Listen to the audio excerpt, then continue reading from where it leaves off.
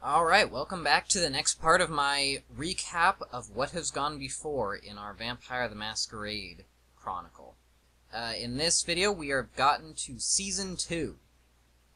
So, between Season 1 and 2, there was sort of a downtime of a couple of years, not that long. But during that time period, the group pretty much got together full-time.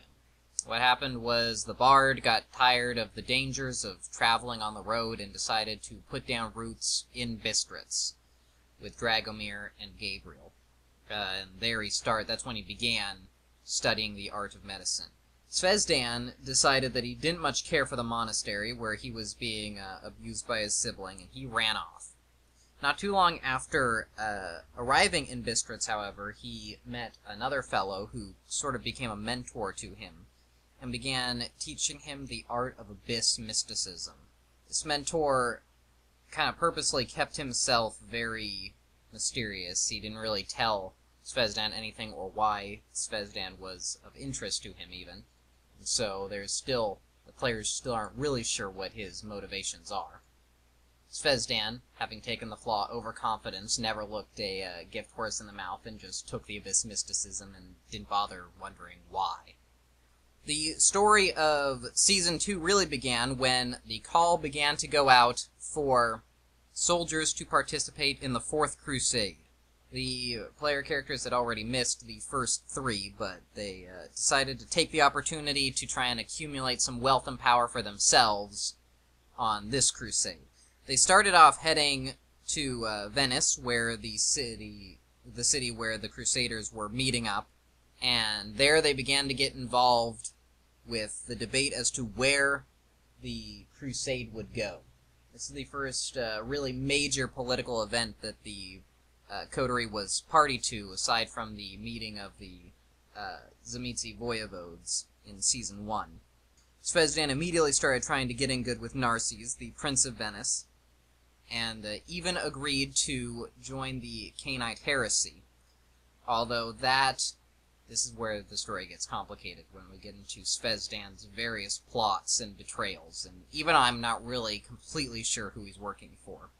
But his mentor who taught him the abyss mysticism heavily implied that Zvezdan might be considered for membership in some organization, and he took that to mean the Amicus Noctis, or the Friends of the Night, which is the ruling group of Clan La Sombra.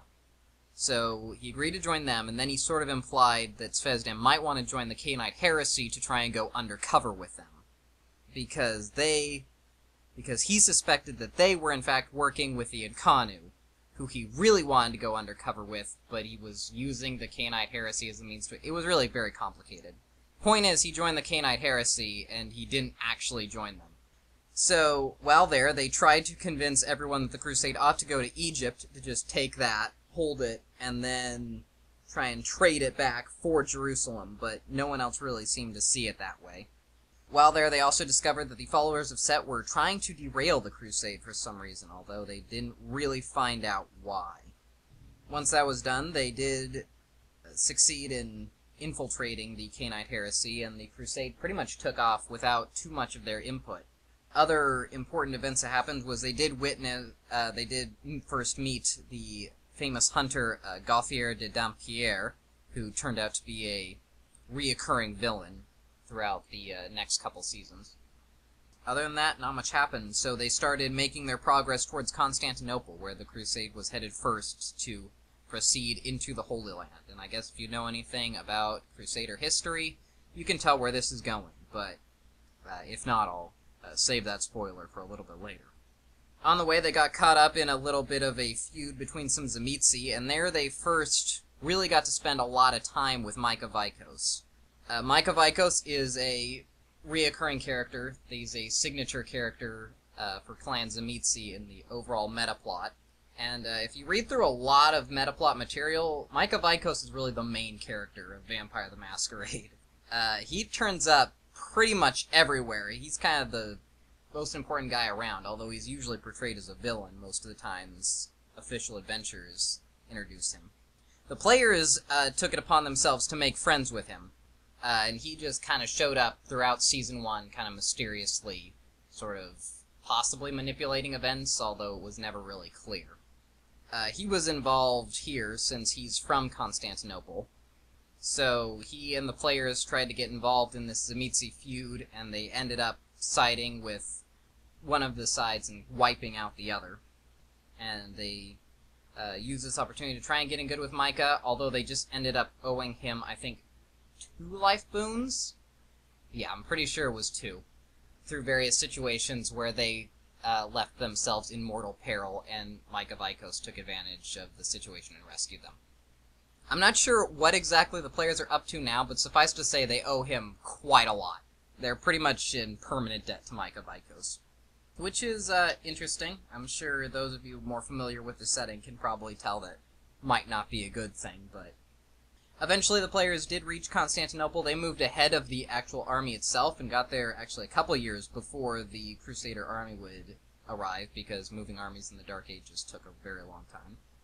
So I took the opportunity to run several sort of minor adventures from the Constantinople by Night book, just sort of very basic political machination sort of plots. The characters are still neonates at this point, so I thought I'd take advantage of trying to do some more small-scale stuff while their power levels were still sort of appropriate to that. And really just try and get them introduced to the setting and maybe sort of establish some ties in Constantinople. Because originally their intent was pretty much just to loot it and just steal whatever they could while they were there. But by the end, they actually ended up establishing some ties in Constantinople, and by the time the army arrived, they had decided that they needed to try and save it, which was, I guess, easier said than done. So, when the army arrived, spoiler, I guess, for history, the Fourth Crusade pretty much reaches Constantinople, the Crusader army sacks it, destroys pretty much everything there, and then they just take off. They never even get to anywhere near the Holy Land. Constantinople itself was ruled by a Methuselah named Michael, who's a Toreador Methuselah. During their time in Constantinople, Zvezdan had become sort of friends with Michael, actually. Something about him had reminded Michael of an old lover, so they had sort of kept up a sort of correspondence during their time there. By that I mean Michael just kept sending weird visions to Zvezdan. So, when the shit hit the fan, so to speak, and the Crusader army started sacking the city, they immediately went about their work trying to find out where Michael was hidden and try and save him. They also got roped into a plot of Micah Vikos's to to kill one of his rivals, which they did do because they didn't really have a choice with as many boons as they owed him by that point. And they also did eventually find Michael, but then discovered that because he had been driven insane by years of torpor and various other supernatural methods being used against him, Michael had become suicidal, so he was going to allow someone to diablerize him. And at first, that was going to be a Bali woman that he had had an encounter with several centuries before. However, the players put a stop to that at the final moment and decapitated her. With her gone, Michael then chose Zvezdan to try and diablerize him. And it was at this point that Zvezdan decided, to hell with true faith, he wanted to diablerize Methuselah. It did work. He did diablerize him successfully. He lost his true faith.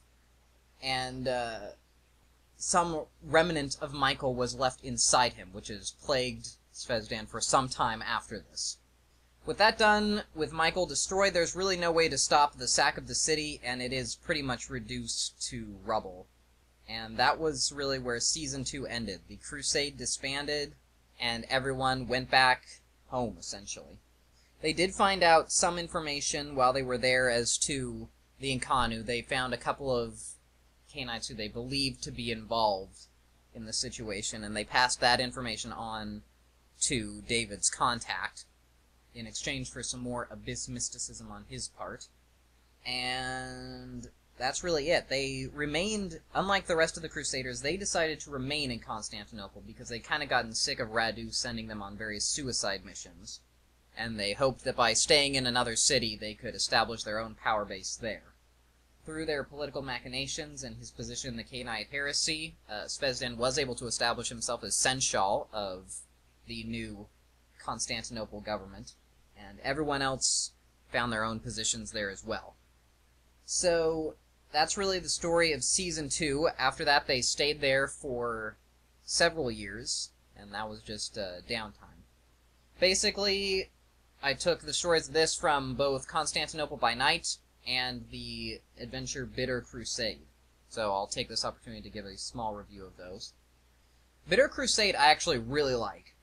It's a short chronicle. It's not like the Transylvania Chronicles or the Giovanni Chronicles, which span 4 books. It's the same basic idea, but there are 3 adventures that are all linked together in an overall story, together in one book, which I think is really a great way to handle it. I don't like it so much just the one adventure on its own, because there are a lot of adventures like that. I'm thinking specifically of stuff like Clash of Wills or Fountains of Bright Crimson. We'll get to those adventures, and I'll give my reviews of those later, but the 3 stories that all link together I think works really well. It takes the Dark Ages setting forward from 1197 to 1204. That was kind of the basis of it. And it works really well. It's based around the Crusade meets up in Venice. That's story 1. On the way, you get involved in like a Zamitzi feud. That's the 2nd story. That's almost the one I would say didn't really fit. And you'll notice I kind of skipped over it when I was telling the story. There's really not that much interesting that happens in it. Aside that just Micah Vikos is there, and he, as a character, is just really important. But this adventure itself is really not, in my opinion. It's the one you could most easily leave out. I think actually a couple of the players missed that day, so I was almost really going to leave it out, but because some people weren't there, I just kind of had the part of the party that was there. They went out on this separate side quest with Micah, because he just asked them to come with him. And it was just almost a way to really stall the plot until everyone would be back together again. Really, and that's the most useful thing for this adventure. The last one deals with Constantinople being sacked, which is really an important event, and it does give you the opportunity to Diablerize Methuselah, which some players would be excited about. Yeah, I like it. I like it also when you have the opportunity to do stuff like that that can really have a major impact on a character, and really the setting in general. So one of the things I thought was most important, I mentioned in Season 1 that I wanted to give the players the opportunity to diverge from World of Darkness canon, or real world canon, I guess. I just like it when players can have some influence on what's going on in the world around them. So, Bitter Crusade I would definitely recommend, and I really wish they had actually put out more books like this, because this is one of the reasons why I say I like the meta plot, because this really advances the meta plot, but it does it in a way where it's an adventure, your players do have some impact on what goes on, and they can really, there are major events going on, but your players have a chance to kind of shape how they turn out. And I know a lot of times when people complain about the meta plot, it's that things are just kind of moving along and you don't really have any input on it. I feel like that's kind of a dumb complaint, because as a storyteller you can pick what you do want to use and don't. And with adventures like this, your players can have some impact on it too, which I think is also important. Less of a glowing review for Constantinople by Night. It's really just a city sourcebook that happens to take place in the Dark Ages. And that's it. There's not that much really that interesting here. If you're gonna do a adventure in Constantinople, maybe pick it up, but other than that, it's not that interesting. If you're gonna run Bitter Crusade, you do not need to dip Constantinople by Night. If you're gonna do, I said before, if you want to do Transylvania Chronicles, you need to pick up Transylvania by Night too, really. I really don't feel the same way about this. If you're gonna do Constantinople by Night, though, I think you really do need to pick up Bitter Crusade, because Bitter Crusade really ends the story that started here. It gives sort of a concrete ending to the city kind of being destroyed. Because a lot of the themes of Constantinople by Night is that the city is kind of doomed. So Bitter Crusade kind of gives your players a chance to try and save it, just participate in its destruction, whatever they want to do. I don't think there's too much else to say here, really. Yeah, definitely, if you're going to run a Dark Ages game, think about picking up Bitter Crusade. I would recommend it pretty heavily. The first story and the last story are pretty good. Gives a chance for Micah Vikos. you know, to be fair, maybe I make a bigger deal of Micah Vikos than he is. I really like the character, so I bring him up a lot whenever I can, and when I see official adventures with him in it. And he is in all of them, essentially. I always like it. I don't think there's too much else to say. So yeah, when we pick up again, it will be in Season 3, and we can discuss what goes on in that one. So I will see you guys in that part.